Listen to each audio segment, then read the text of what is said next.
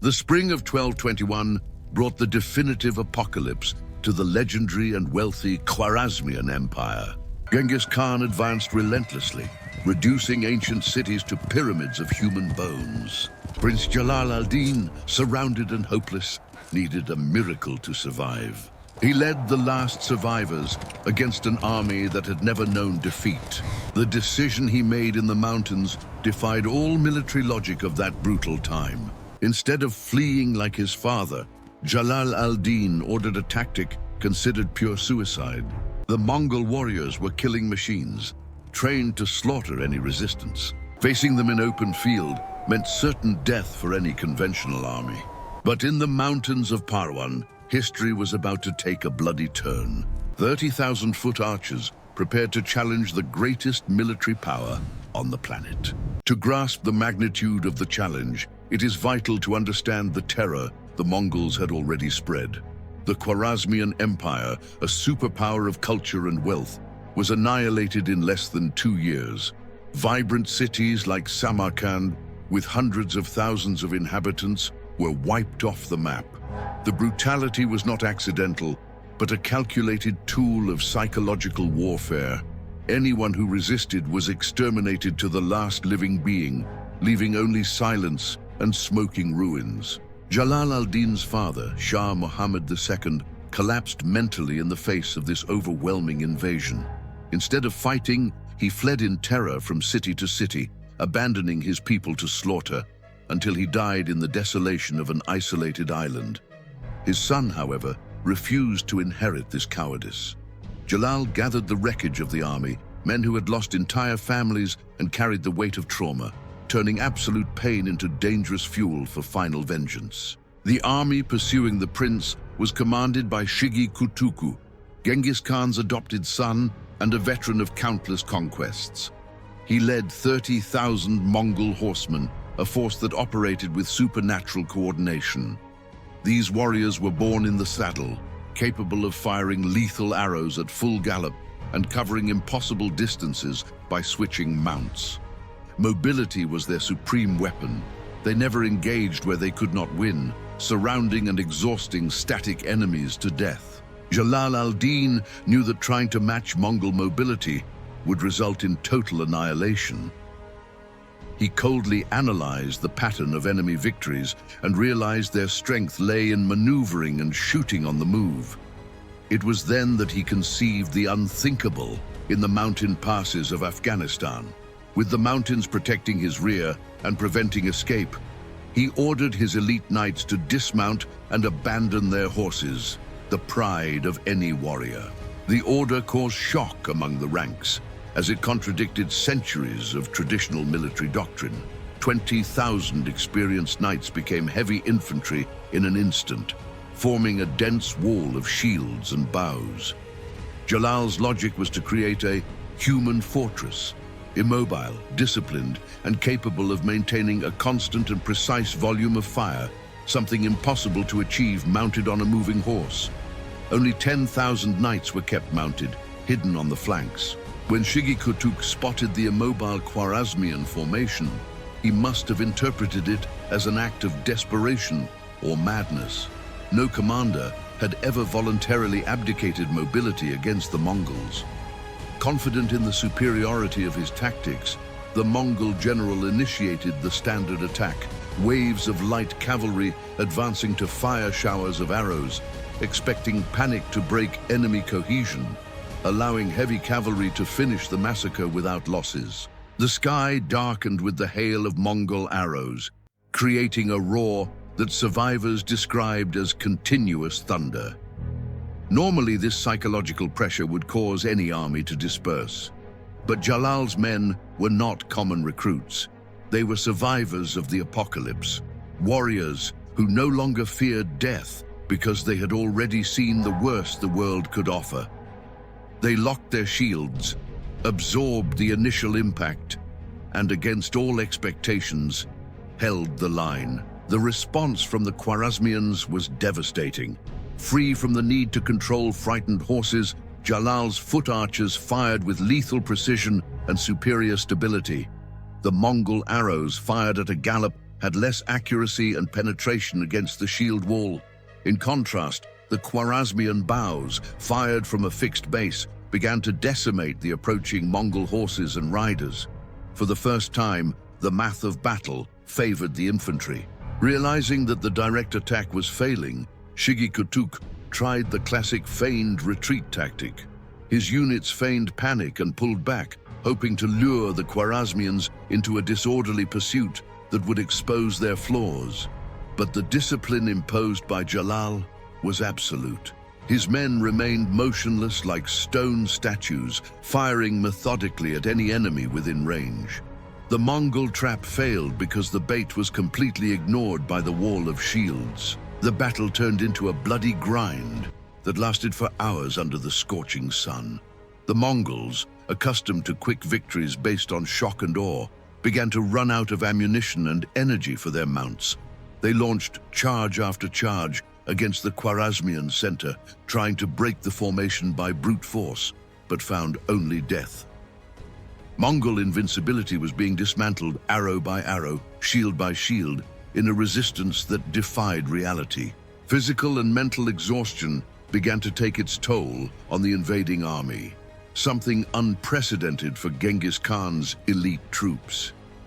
Shigi Kutuk, frustrated and obsessed with breaking through the immobile center, made the fatal mistake of concentrating all his forces on the frontal assault, neglecting the protection of his own flanks. The arrogance of years of easy victories blinded the Mongol commander to the trap that was approaching. With the Mongols exhausted and committed to the center, Jalal signaled his hidden reserve, the 10,000 knights who had waited patiently on the wings. When this fresh force attacked, the impact was catastrophic.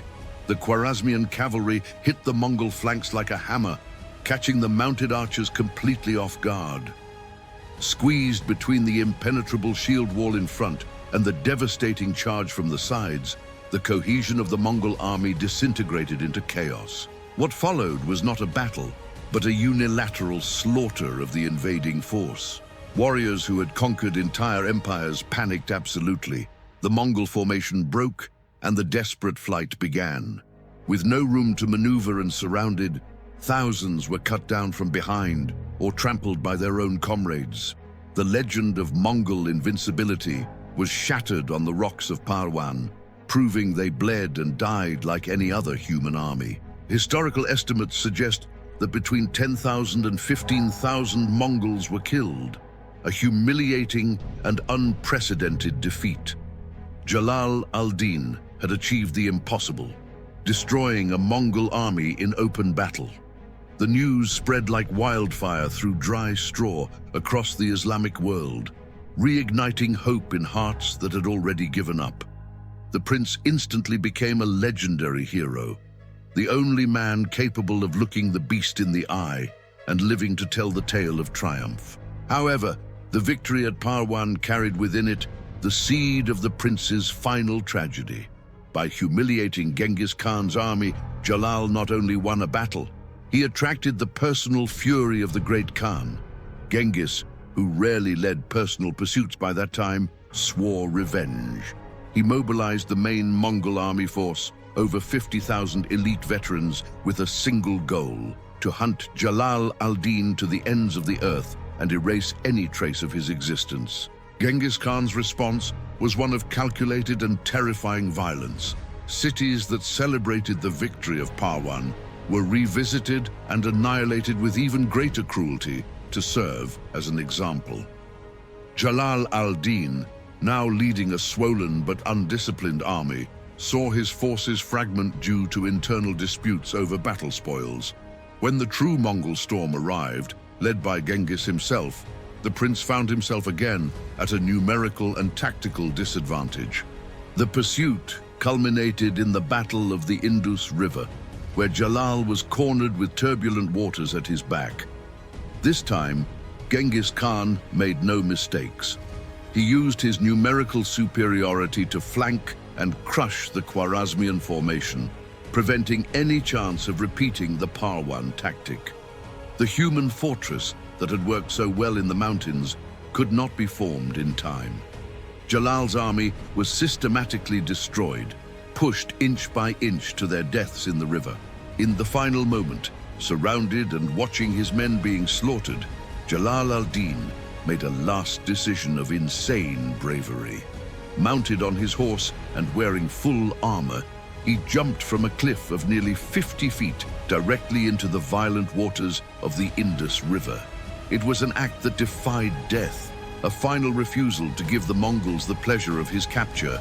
He preferred the chance of dying on the rocks or drowning rather than being displayed as a living trophy before the conqueror he hated. Against all odds, Jalal and his horse emerged on the surface and began swimming against the furious current. Mongol archers ran to the cliff's edge, ready to turn him into a porcupine, but Genghis Khan ordered them to lower their bows.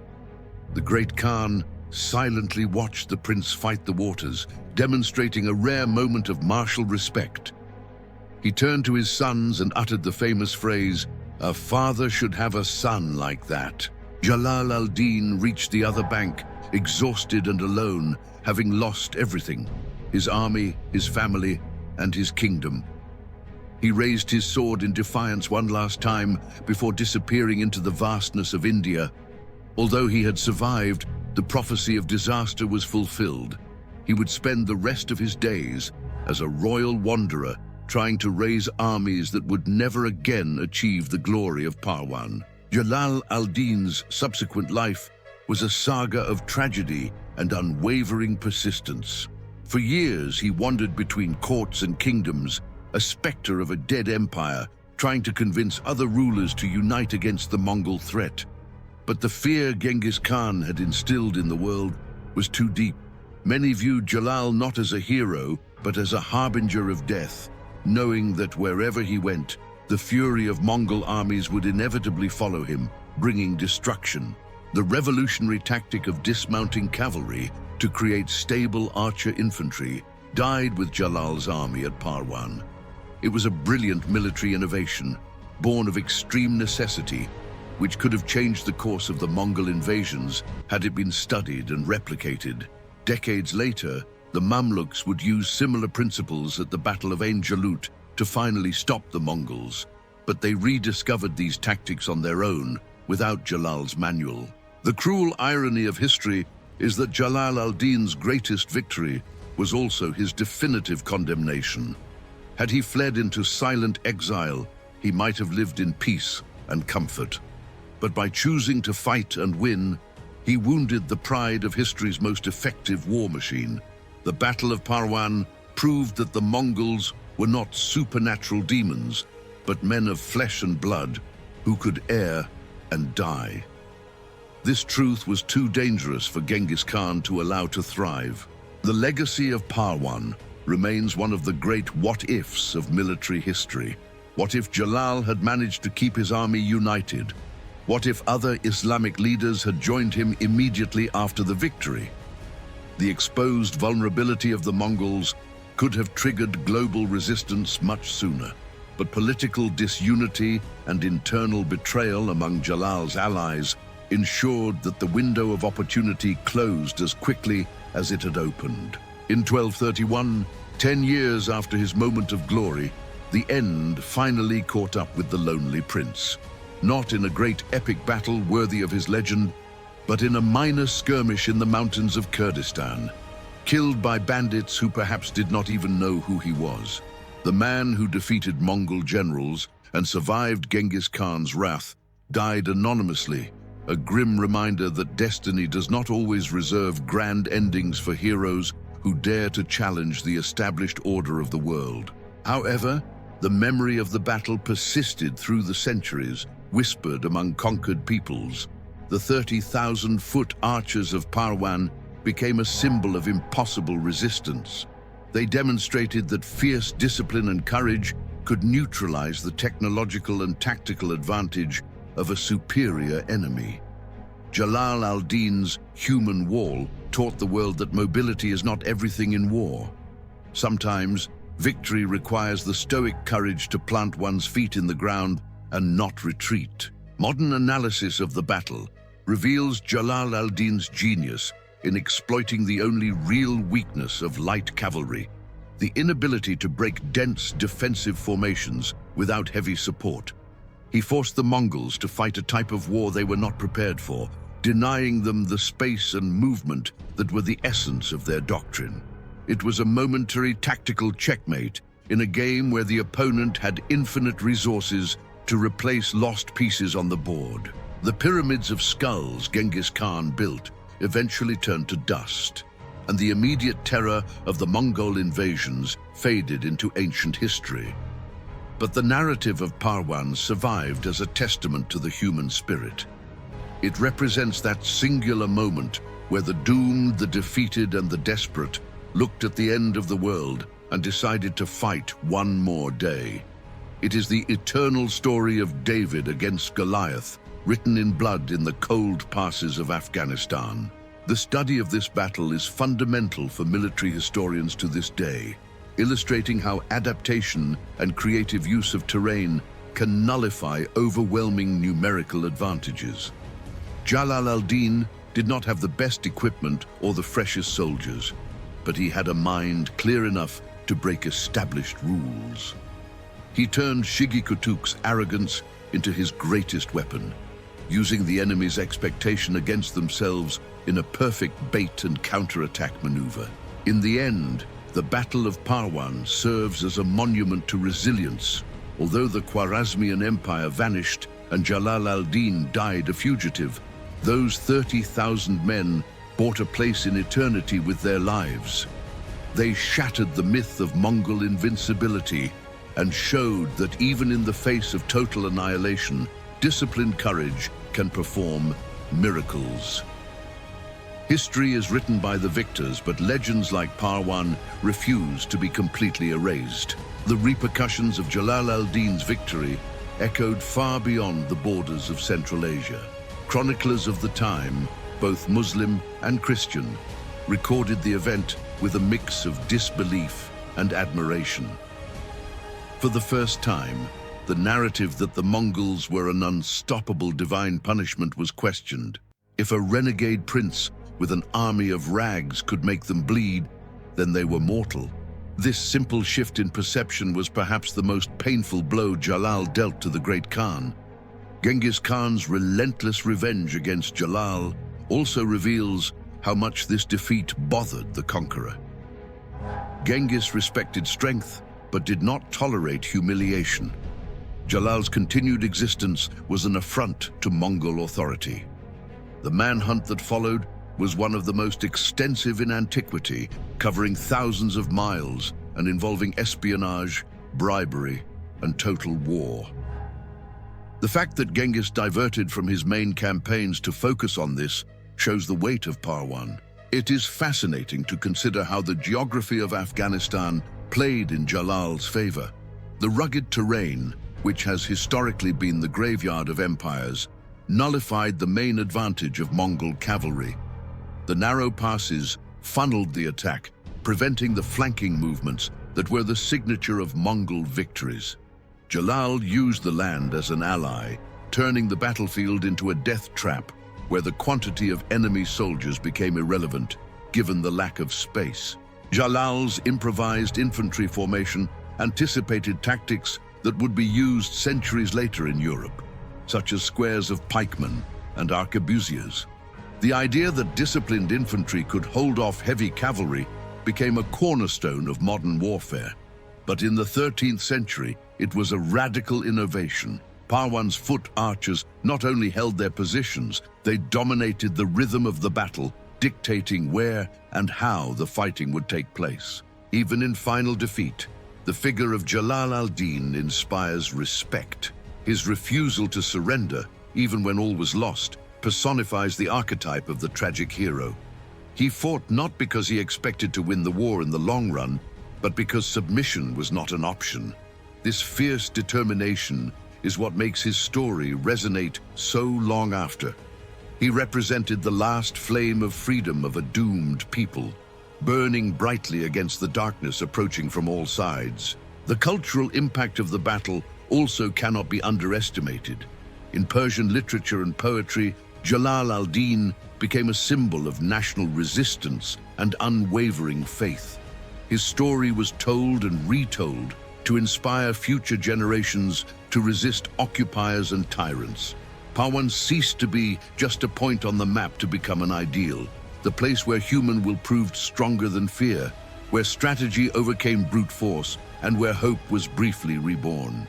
The Battle of Parwan reminds us that history is not made only of definitive victories, but also of moments of bravery that defy the inevitable. The Mongols eventually conquered almost all of Asia, but that stain on their perfect record could never be washed away. Every time a historian studies Genghis Khan's campaigns, he is forced to pause at 1221 and acknowledge that, for one day, the scourge of God was stopped by common men who decided not to retreat one more step. The tactical lessons of Parwan are timeless. The importance of knowing the enemy, the courage to innovate under pressure, and the value of discipline over equipment. Jalal al-Din did not have the best weapons, but he had the best strategy for that specific moment. He understood that to defeat an unconventional enemy, he needed to act unconventionally.